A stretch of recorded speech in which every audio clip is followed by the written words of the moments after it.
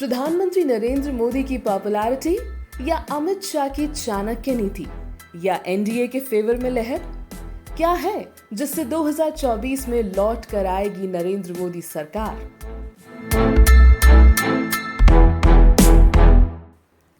एक प्रण जिसकी बदौलत 2 एमपी वाली बीजेपी पार्टी आज largest party of the country है। एक वादा जिससे जुड़ी है कई लोगों की आस्था। बीजेपी का ब्रह्मास्त्र भी कहा जाता है उसे। वो है राम मंदिर। ये जो रथ है, लोक रथ है, जनता का रथ है, जो सोमनाथ से चला है और जिसने मन में संकल्प किया हुआ है कि 30 अक्टूबर को वहां पर पहुंच करके कार सेवा करेंगे और मंदिर वहीं बनाएंगे। तो बात है 1988 की, जब बीजेपी ने पहली बार राम मंदिर कंस्ट्रक्शन का प्रण लिया था।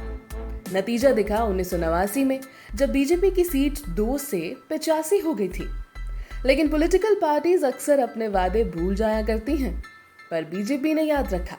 वादे का एग्जीक्यूशन जारी है और डिलीवरी है जनवरी 2024 में, यानी इलेक्शन से जस्ट पहले। So you can imagine how big the result would be. इसी प्रण के साथ बीजेपी को एक डायरेक्शन मिल गई थी।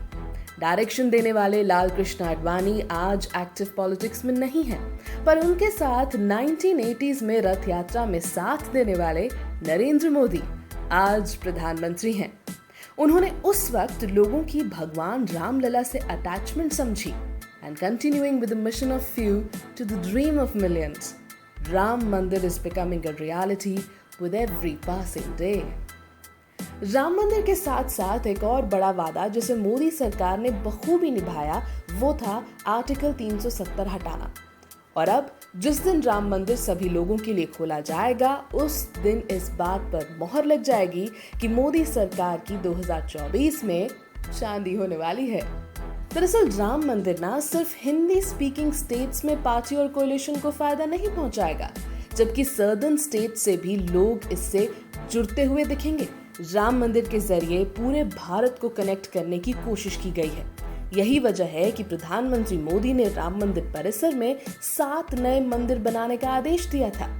ये मंदिर होंगे महर्षि वाल्मीकि, शबरी, निषदराज, आचार्य वशिष्ठ, ऋषि विश्वामित्र, अहल्या और अगस्त्य मुनि को डेडिकेटेड।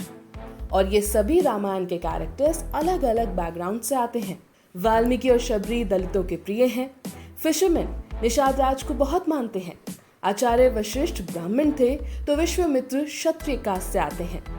अहिल्या और अगस्त्य भी कई लोगों के लिए पूजनीय हैं, जिस वजह से उनके कई शहरों में मंदिर हैं। यानी मैसेज क्लियर है कि राम मंदिर सभी का है। दूसरी तरफ राम मंदिर में गोपुरम्स बनवाना एक रामबाण नीति है, just to attract the southern part of India.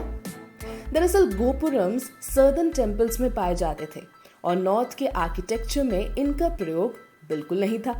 लेकिन राम मंदिर में गोपुरम्स होने की वजह से सदर्न इंडिया भी राम मंदिर से कनेक्टेड फील करेगा। राम मंदिर पूरे भारत का है, इसके लिए राम मंदिर में इस्तेमाल होने वाले रॉ मटेरियल्स भी अलग अलग स्टेट से मंगवाए गए। ग्रेनाइट कर्नाटका से तो मार्बल राजस्थान से, इसी तरह सैंडस्टोन मिर्जापुर से। राम मंदिर का बनना और दर्शन के लिए खोले जाना यंगस्टर्स को भी अट्रैक्ट करता है। पार्टी ने 2004 की हार से सीख लिया था कि चुनाव सिर्फ विकास से नहीं जीते जाते, विकास के साथ साथ इमोशंस भी सैटिस्फाई होने चाहिए, और राम मंदिर one of the biggest emotion तो श्योरली है। कई सवाल भी उठाए जाते हैं कि ऐसे बड़े कंस्ट्रक्शंस पर पैसा बहुत बहाया जाता है, लेकिन आपको ये जानकर हैरानी होगी कि काशी विश्वनाथ कॉरिडोर पर 900 करोड़ रुपए खर्च हुए थे, जो अब तक की फुटफॉल की वजह से रिकवर भी हो चुके हैं।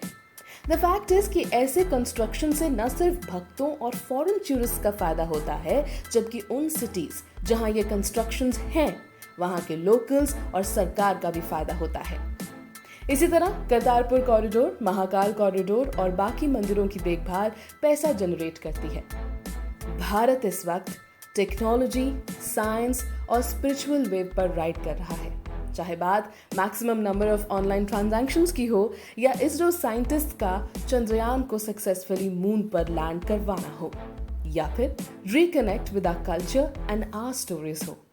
इसी वेव में एड ऑन करेगा राम मंदिर, जिसकी कंस्ट्रक्शन में स्पिरिचुअलिज्म, साइंस एंड आर्किटेक्चर का मिलन है।